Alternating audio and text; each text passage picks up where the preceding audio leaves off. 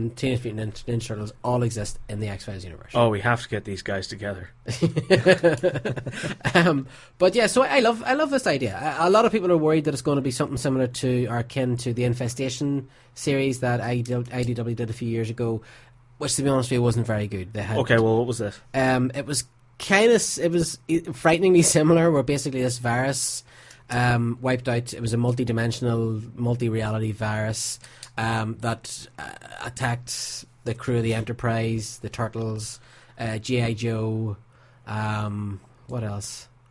I can't remember. And then they did a sequel to it, which had the Cthulhu creatures, Mountains of Madness and stuff. Yeah, Cthulhu. And basically that brought Turtles back into, I think, Dungeons and Dragons, Mars Attacks. It brought them all together. And to be honest with you, I read the first volume. It was a bit of a train crash. It sounds like a bit of a mess. It was a bit of a mess, but I have more faith in this. Yeah.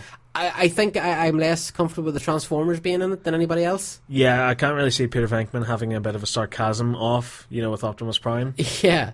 I don't see how that would work. No, but the Ninja Turtles there's a sense of reality there. There's a slight reality there. Yeah, because of course you've got the slime, which could be mood slime. Yes. So that kind of mixes in quite well. Okay, all right. See what you did there. Yeah, and of course, we at FTN, we like our toys, it's fair to say, and of course there are some TMNT toys out there at the moment from the Nickelodeon series that kind of look like, if you modded them, they'd look like Ghostbusters. So I kind of like the idea of IDW doing a crossover series where maybe we could see the Turtles with proton packs. It hadn't even occurred to me. I really like that idea. It hadn't even occurred to me. Yeah, so that's going to happen. Now, another thing was, during the week, and our man Jay posted this on the Facebook page, IDW just put up this image. And it was basically just the logo Ghostbusters, and underneath it said Mass Hysteria. Yep. And that's all it said. Okay. Now, there's been no official word, as far as I know, because I've been searching all over Google for this, about what Mass Hysteria is going to be. Yeah, and of course there was also the hidden image that was taken down quite soon afterward, which was an image of dogs and cats living together. Yeah. So this came out. Now, curiously, I think about a week and a half ago, IDW also announced that they're going to get into gaming. Video games.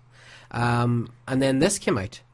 And the only rumour that I'm hearing now is that this may be a Ghostbusters MMO, which is, of course, a massive multiplayer online game. Role-playing game, yeah. Similar to Knights of the Old Republic and things like that. So, is it possible that we're going to get an online Ghostbusters game where you can be a Ghostbuster, you can be a ghost, where it's all speculation, we don't know, but what do you think this could be? Well, I like the idea of it being an online role-playing game, because in the IDW comics, if you have read them, listeners, obviously, Mark, I know for a fact you've read them, that franchising is becoming a big thing. Even in the Ghostbusters video game, they talked about franchises opening soon. Yeah. So, I like the idea of perhaps you and maybe some AI NPCs, or even a team of you online, start up your own firehouse, start up your own ghostbusting business. Yeah. I like that idea. Yeah. And then you and your crew could go up against other teams of Ghostbusters in trying to capture the most ghosts and essentially trying to save the world. Mm-hmm. I like that as an idea. That's actually quite good. What scares me about this is that I deliberately avoided things like the Clone Wars online game and the Knights of the Old Republic and because I got precious little time in my life for things like both gaming do, and TV and everything else, and everybody does. Yeah. And I didn't want to get involved in a game like that because I know I'll come home at the night, I'll fire up the iPad or the computer, and you'll get sucked in. That's it. Yeah, because we've already seen the behemoth that is Simpsons Tapped Out. Yeah, well, not for me, but my wife and my kids love it. Yeah, absorbed. Yes, is a word I'd use. But curiously, I love watching it. But let's not talk about that. Right. I just love it because it's funny and it's fun and it's good. But anyway, so this is something that I could see myself needing to get. Yeah, really getting sucked into. The thing is, would it be available on iPads? Would it be something more? Would it be available on PCs? I'd say probably. I can see it being more PlayStation thing, but I would say PC or PlayStation. But at the same time, is it going to have similar graphics to the Ghostbusters video game? Is it going to be similar to that Sanctum of Slime, terrible downloadable game that they released soon after? Yeah. Just because it's going to be such a big game. But then again, you've got online games now like Call of Duty and Modern Warfare and which I'm aware of are the same thing. Fallout, possibly, and now Grand Theft Auto 5 online has started, and it's massive. So, it's feasible to assume that the Ghostbusters online video game, if this is what IDW are planning, could be on the same type of quality as the Ghostbusters video game, but at the same scope and size of an MMORPG. Yeah. See, do you know what scares me? What scares me is you get home in the evening, you have your dinner, you put the kids to bed, my text message, my phone goes, it's you, and you just said, I'm online. Yeah. And like some bizarro chat line, I'd be like, okay.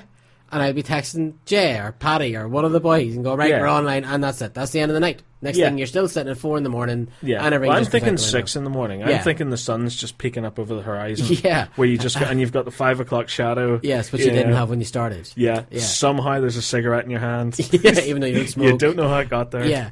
See, that's what scares me, that idea. Yeah. You know? But there's always the idea you're going to be sucked into a video game. I mean, that's where Tron came from, for goodness sake. I know. But, there's always the idea that you will just sort of become absorbed by a game. I thought I was going to be absorbed by Grand Theft Auto 5. I was wrong.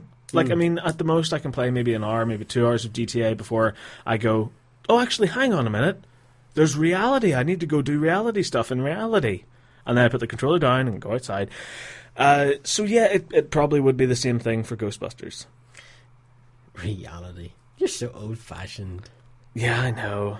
It's a thing where you go outside and there's sunlight and wind and life. Hey? Yeah, that's this craziness of which you speak. Okay, right now, 80s icons, right? Yes.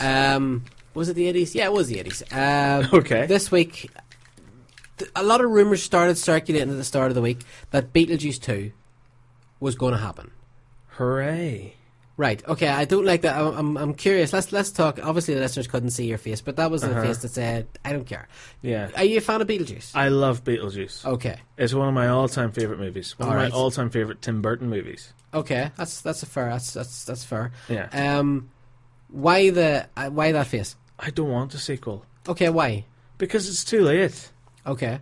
It's done, surely. It's past its time. I mean, it's one of those movies where, like, as much as I want to see a sequel, I don't want to see Ghostbusters 3. Mm-hmm. I'd like to see it, but I wouldn't like to see it. And the same way with, I don't know, if they made another Lethal Weapon movie now, or if they made another Beverly Hills Cop movie now, or anything like that that's from the 80s or the 90s, I believe, everything kind of has its place. Ghostbusters has its place in the 80s.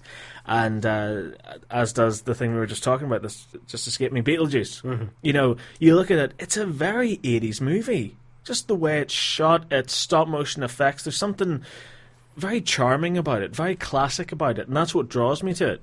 But now if they were going to do a Beetlejuice movie, everybody's a bit older, Michael Keaton's a bit older, Tim Burton's seriously gone off the boil, and I don't think it would work properly, and they would obviously use all those sort of hand-polished stop-motion effects these days. Perhaps they'd even go full CGI, and I just wouldn't like that at all. I don't know, what are your thoughts on it? I'm something. I mean, it's interesting that you compare it to Ghostbusters as well, because I feel the same. I really want a sequel, but I don't want to see the sequel. Yeah. And I kind of feel the same with Beetlejuice. Do ghosts age? You see, this is the big question, because apparently they're going to set it 20 years later, like in real life. Yeah. Which maybe works in normal movies. Yeah. But the thing is Winona Ryder going to come back? If so, what is the plot going to be? Yeah. And if Winona Ryder comes back, then they're going to have to bring back, Lydia and the Dietzes and everybody else. Are they all going to be older? Yeah. Will the Maitlands be older because they're ghosts? It won't make sense if they're older. Exactly. Beetlejuice certainly shouldn't be older. I mean, he lived through the Black Plague, so he's already got a few years under his belt. Yes, he did. So I don't know. I mean, I love Beetlejuice. I do. It's one of the it's one of those movies that help make me a movie fan. Yes.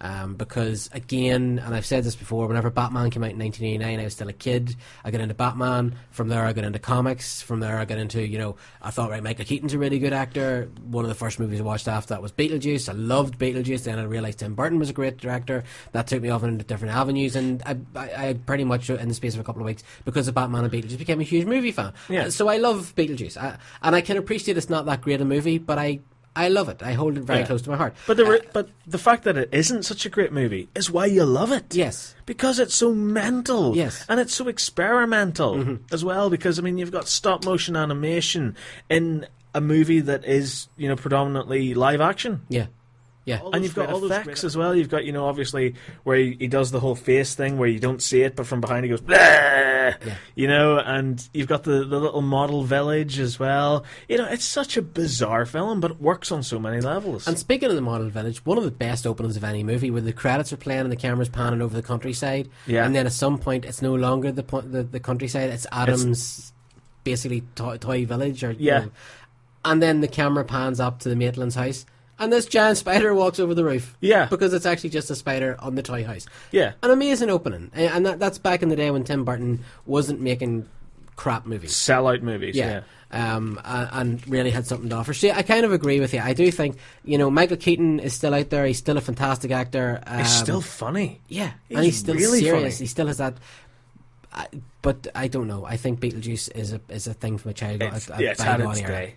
But then again, we're sitting talking here about the X-Files and Ghostbusters, so who knows? Yeah, I know, but it's X-Files and Ghostbusters been the comic series. It's within the IDW series, which means, it can take its own path, really, its own direction. Okay. But if you're going to do a genuine sequel to a movie, then, you're kind of in the same track. Well, here's the alternative, right? The alternative is they reboot... Give IDW the rights. To Beetlejuice, yes, please. No, but the alternative is that they reboot Beetlejuice. They make a new Beetlejuice with a new actor, a new... that was talked about for quite a while. Yeah, put it down, walk away. Yeah, forget about Beetlejuice. Just let it be that little single entity in its time and leave it alone. I tell you what, give the original movie a bit of a polish, give it a bit of an HD clean-up, re-release it. Yeah, I will pay money to watch that movie on the big screen. But then you see what'll happen is it'll do well in Blu-ray, and you'll be back in the same situation again. The studios will be like, cha-ching, and they'll want to make a new movie. Are there no original ideas left in Hollywood? Apparently not. Okay, right, we're going to go, and then we're coming back. We've got some Indiana Jones news, we've got more Marvel news, wee bit of Star Wars news, Doctor Who news. Indeed we do. Big Doctor Who news, which we'll be talking about later on. In the meantime, I'm Mark. I'm Saxon. And you are Following the Nerd. You can get us at Facebook at facebook.com/Following the Nerd, or you can tweet us at NerdFollowing. I'm Colin Baker, and I am following the nerd. So you should follow it too.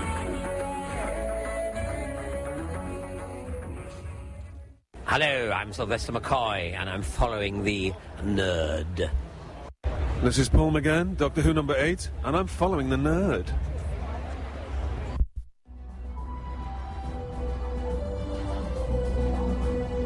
Hello, this is John Leeson. But he doesn't sound like that. The voice of K9, and I am following the nerd. This is the nerd you're looking for. I've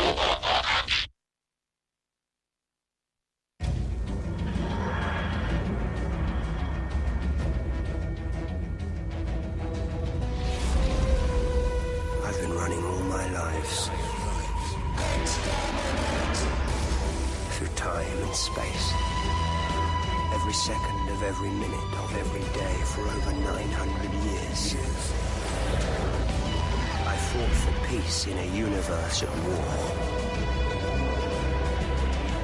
Now the time has come to face the choices I've made in the name of the Doctor. Our future depends on one single moment of one impossible day. The day I've been running from all my life. The day of the Doctor.